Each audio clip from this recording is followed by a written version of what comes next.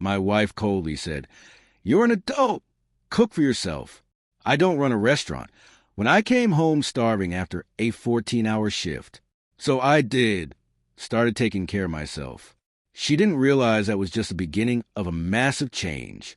I'm 38 male, union electrician. Been pulling 50 to 60-hour weeks for the last decade. I'm the guy who fixes things. The breaker box, the leaky faucet, the broken friendship. I show up. That's always been my thing. So when I tell you that a single sentence from my wife cracked something open in me that couldn't be sealed back up, understand it didn't happen overnight. It was just a sentence that finally named what had been growing in the walls of my marriage for years. I came home on a Tuesday after a 14-hour shift. Commercial job downtown, running conduit in a building with no AC in August. I was caked in dust, my knees were shot, and I hadn't eaten since a granola bar at 7 a.m. I walked through the front door at 9:47 p.m. I know the exact time because I was on my phone checking if anything was still open for delivery. My wife was on the couch, laptop open, some reality show muted on TV. She looked up at me for maybe half a second. "There's nothing made," she said, and looked back at her screen. I stood there a moment. "Okay, is there anything easy I can throw together?" "I don't know what we have." Too tired to fight, I went to the kitchen, found some eggs, scrambled them, ate standing over the sink, showered and went to bed. The next evening I got home at a decent hour, around 6:30. I asked if she wanted to figure out dinner together. She looked at me like I'd asked her to solve a math problem. "You're an adult. Cook for yourself. I don't run a restaurant." Cold, flat, the way you'd say it to a stranger who'd asked for something unreasonable. I didn't say anything. Made myself a sandwich. Sat alone at the table, and something shifted in me, quietly, like a gear clicking into a different position. Now, I want to be fair here because I know how these posts go. My wife and I had been together 11 years, married for 8. We had a house, a dog, and a lifestyle that ran almost entirely on my income. She left her marketing job 3 years earlier, said she needed a break, had some freelance ideas she wanted to develop. I supported that completely. Told her to take her time. The freelance never happened. The break stretched into a year, then 2, then 3. I covered everything the entire time. Mortgage, groceries, utilities, her car payment, her gym membership she hadn't used in months. I never pushed her about it. I figured she was dealing with something. Burnout, maybe depression. I gave her space. But sitting at that table eating a sandwich alone at 6:45 p.m., I started doing math I'd been avoiding for a long time. The next morning, I stopped at the grocery store on my way home from dropping gear at the shop. I bought food, specific food, proteins, vegetables, stuff I could prep on Sundays and eat through the week. Came home, put all in a section of the fridge, and started cooking for myself. My wife watched me from the kitchen doorway one evening while I was prepping. "That's a lot of food," she said. "Just for me?" I said. "Figured you didn't want to worry about it." She looked at me a second longer than usual. "Okay," she said and left. I started waking up earlier. Went back to the gym before work 3 days a week. Something I'd abandoned years ago because I kept telling myself I didn't have time. Turns out I had time. I just hadn't been spending any of it on myself. I also opened a separate checking account. Nothing dramatic, just somewhere to route a portion of my paycheck that was mine to manage. I've been handing over full financial control for years. Joint account. She handled household spending. I just deposited and trusted. I started paying closer attention to what exactly I was trusting. About 6 weeks into this quiet restructuring, my buddy who does HVAC work called me.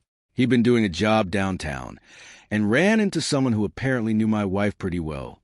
Said he'd seen them having lunch together regularly. My buddy wasn't trying to stir anything up.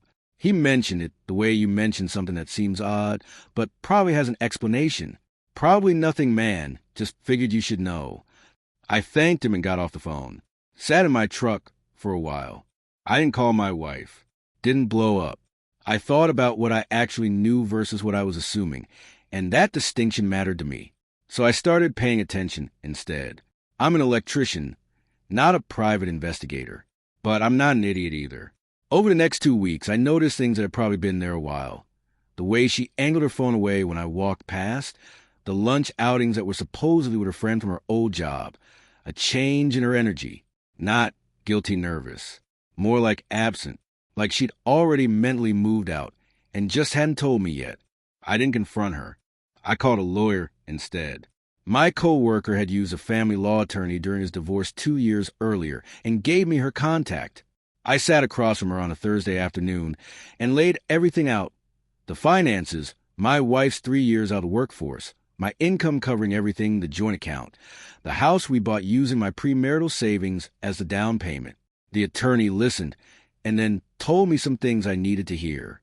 In our state, assets acquired during the marriage are generally marital property, regardless of whose paycheck funded them, but the house, because my premarital funds had gone toward the down payment and could be documented and traced. That contribution could potentially be credited back to me in equitable distribution. She told me to pull together financial records quietly. Everything. Bank statements, mortgage documents, my premarital account statements showing the original down payment transfer. Don't move large sums of money, she said. Don't do anything that looks like hiding assets. Document everything and don't react. Prepare. I left that office feeling something I hadn't expected. Calm. Went home that night and made myself dinner. My wife was on a call in the bedroom with the door closed. I ate, cleaned up my dishes, watched TV. She came out eventually with her phone gone and her expression carefully neutral. Who were you talking to? I asked, easy, like I was asking about the weather. My sister. Her sister lives in Portland. Her. And I had always gotten along well. I knew her voice. The muffled tones through the door hadn't sounded like her. Cool, I said. How's she doing? Fine. I nodded and went back to the TV. About 3 weeks later, I found the credit card statement. Not from snooping. I was looking for homeowners insurance renewal paperwork in our filing cabinet, and there it was, a card in her name only, on an account I had no idea existed. 4 months of charges. Restaurants I'd never been to. A hotel charged 2 hours from where we live. Ride-share trips at weird hours on days she'd told me she was home. I took a photo of the statement with my phone, put it back exactly where I found it, found the insurance papers I'd been looking for, and went back to what I was doing. Called my attorney that night. I found financial evidence of a separate account. I told her. Charges that don't line up with what I've been told. Don't touch the statement again. Do you have the account number from the photo? I did. Good. In Discovery, that account becomes fully visible. If marital funds were used to finance this, that factors into asset division. I need you to build your full financial timeline. Every paycheck, every deposit, every major purchase. Get your records together and bring them to me. I heard her. I understood it. I just needed a minute to sit with the fact that this was actually where I was. Then my wife started picking fights. A Saturday morning in October, she went off on me for 20 minutes because I put a dish in the wrong cabinet. I stood at the counter and let her finish. You're right, I said. I'll be more aware. She blinked. That wasn't the fight she'd been looking for. She wanted me to push back so she could escalate. I could see the frustration move across her face when I didn't. Whatever, she said and left. That's when I understood what was happening. She was building a case, manufacturing incidents, creating a pattern she could point to later, that I was dismissive, emotionally absent, that she'd been suffering. She was constructing an exit narrative while staying in a house I was paying for, planning to leave a marriage she'd emotionally vacated, funded entirely by my labor, and setting it up so she could be the wrong party on the way out. The affair hurt, but that calculation, that hurt more. I accelerated my timeline, met with my attorney again. By this point, I had the full financial picture assembled. 3 years of bank statements, paycheck stubs, the mortgage documentation tracing my premarital down payment all the way back to the original account it came from, and the documented credit card evidence. My attorney had also advised me to keep factual notes on significant behavioral changes, the refusal to contribute to the household, the engineered conflicts, the financial discrepancy. Not petty, just documented. You're in a strong position, she told me. The home's down payment is traceable as separate property. The undisclosed account, if it shows marital funds used for non-marital purposes, strengthens your distribution claim significantly. I'd recommend we proceed with filing. I filed on a Wednesday morning in November. She found out through the process server. That was a deliberate choice. Every time I'd imagined telling her myself, I could see the conversation turning into something she could shape and use against me. The process server was neutral. It was just paper. I was at work when it happened. She called me 4 times in 30 minutes. I let all of them go to voicemail. On my lunch break, I listened. First message, confused. Second, angry. Third, crying. Fourth, threatening. You can't just do this without talking to me first. We're going to lose everything. Do you understand that? Everything. We're going to lose everything. Like it was a team effort. Like she'd been building something alongside me. I texted back, I think it's better if we communicate through attorneys going forward. I'll come by this evening to collect some things. She had her own attorney within a week. The first letter was aggressive. Half the home equity. Ongoing spousal support based on 3 years out of the workforce. Half my retirement contributions made during the marriage. Her attorney framed her as a homemaker who'd step back to support the household. My attorney filed our response with everything I'd been building for months. The undisclosed credit card, the hotel charges, the rideshare timestamps cross-referenced against days she'd said she was home, bank records showing 3 cash withdrawals from our joint account that aligned in timing with deposits into her separate card. Her attorney got noticeably quieter after that filing. Then came the dirty tricks. She called my employer. My foreman told me, almost apologetically, that a woman had called the main office asking questions about my hours and pay grade. She was trying to build a case that I earned more than I disclosed. I hadn't. Every dollar was documented. Then she called my mother. I found out because my mother called me furious. My wife had told her that I'd been emotionally abusive for years, that she'd been scared to leave, that she was finally finding the courage. My mother had known us both for 11 years. She didn't buy a word of it, but it told me exactly how far my wife was willing to go. Then her attorney filed a motion for her to remain in the home during proceedings since she had no independent income and no place to go. My attorney and I talked through it. Fighting the motion would extend the timeline and cost more in fees than it was worth. We counteroffered. I'd cover 3 months of apartment rent, reasonable and documented, in exchange for her vacating, so the home could be properly assessed and potentially listed.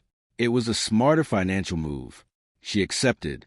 I think her attorney told her it was the better deal. She moved out in January. Then came discovery, and that's where everything she tried to hide came fully into the light. Discovery is structured. Both sides produce financial records, communications, and documentation under oath. When the formal request went out for her financials, the separate credit card had to be disclosed completely. For months of charges totaling just under $6,400. The hotel stay, restaurants, a full weekend away that corresponded exactly with a weekend she told me she was visiting a college friend. Her attorney argued the account had been funded by personal gifts she'd received. My attorney asked for documentation. None came because there wasn't any. The cash withdrawal trail from our joint account told the actual story. In our state, dissipation of marital assets, using shared funds for an extramarital affair, is a recognized factor in equitable distribution. It doesn't guarantee a specific result, but judges weigh it. My attorney documented every transaction with timestamps and account records. The spousal support claims started falling apart fast. When you voluntarily leave the workforce and there's a documented paper trail of an affair funded by marital money during that same window, arguing that your spouse owes you years of ongoing support becomes a very hard sell. Her attorney knew it. Then she made one more move. Someone called me on a private number. A male voice told me I should drop the asset dispute on the house and make this easy, that it would be better for everyone, and that dragging it out would cost me more in legal fees than I'd ever recover. I recorded the call, sent it to my attorney that afternoon. It didn't rise to the level of criminal extortion, but it told us everything about how cornered she felt. My attorney sent a formal letter to her attorney stating that any further third-party contact with me would be addressed through the court. The call stopped.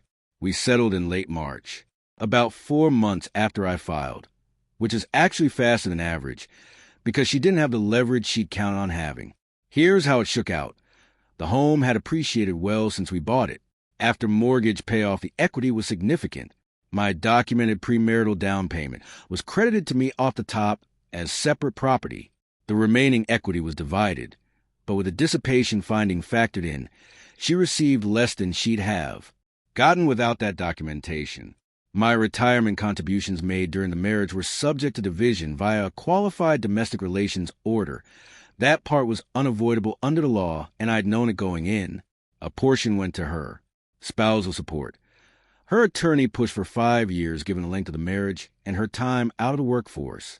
My attorney countered with documentation of her education, her marketing background, the fact that she was 36 and healthy, with a full career ahead of her. The judge awarded 18 months at a modest monthly amount.